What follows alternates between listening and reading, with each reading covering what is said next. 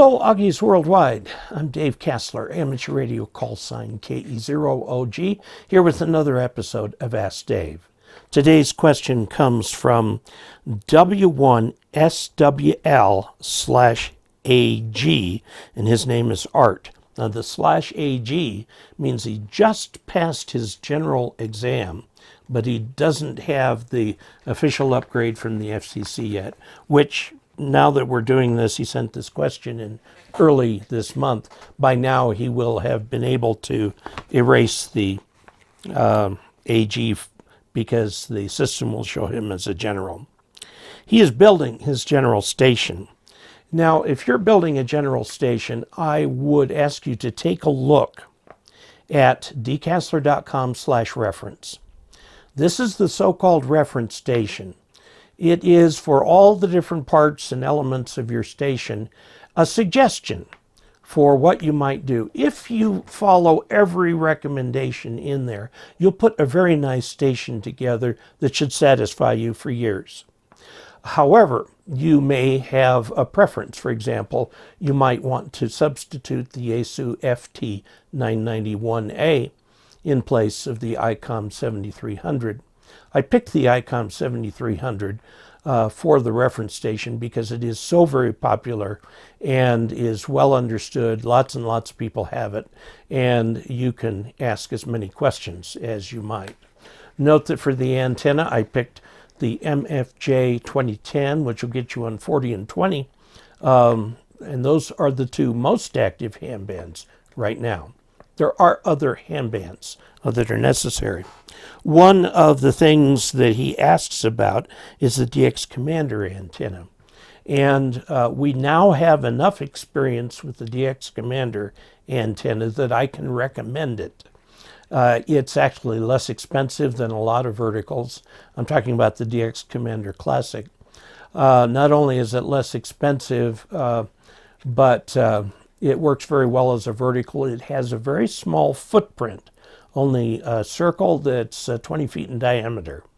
Okay, so the radials are only 10 feet on it, and you can put it up as a temporary or a permanent antenna. You will have to guy it using some rope, hopefully UV resistant rope.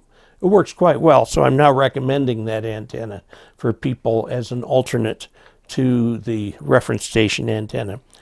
It's more expensive. He says, suppose one has a resonant ground wire. Well, it's going to happen. He has a second floor ham shack. He has number 6 copper running 45 feet horizontal, then down to a bonded underground buried run of some copper. Same copper, with ground rods clamped on every 12 feet until joining the service panel ground rods. Given the location of the hand shack in a dormer, there would be no shorter path for the wire to reach earth ground, unless you went out the window and down the side of the house. A lightning arresters, the Alpha Delta, which is part of the reference station, is outside at the entry of the coax into the house, which is where it belongs. All equipment are star bonded with a 1/2-inch copper braid to the bus bar, the little bus bar. We have one over here on my station. I'll show it to you. And you can take a picture of it as B-roll. The bus bar is connected to the number 6 ground wire outside the house. Okay, I would I think, and I'm not sure what you're implying here. You want to go, this little bus bar you're talking about should be in the house, in your station. And then from there to the ground, wherever your closest connection to ground is, where your antennas are coming into the house is where this would go. That number 6 wire is great for 60 cycle AC. It is not so great for RF.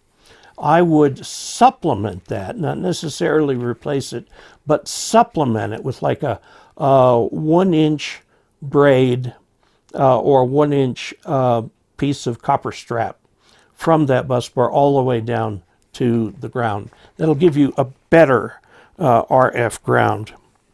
Now, so if the setup displays resonance at a given frequency, it may do that. I know one person who has this same setup, who's in the second floor, and he goes straight down outside his window to a ground rod driven below that's bonded into his system, and it works fine for him.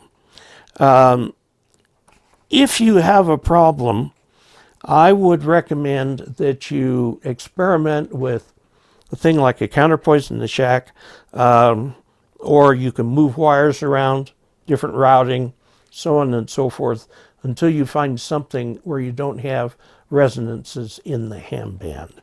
Okay, there's no simple way to say this will fix that.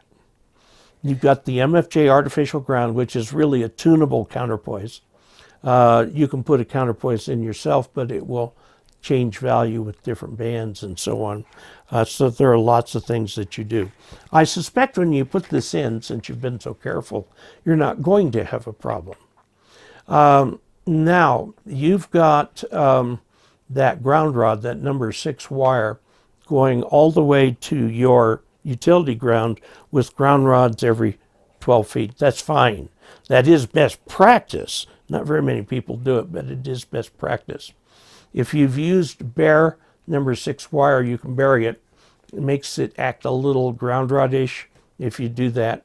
And again, since you're trying to get the RF there, run in parallel to that, attached to the different ground rods with the hose clamp, is the 1-inch braid or a 1/2-inch braid or something there that makes for a more RF style ground.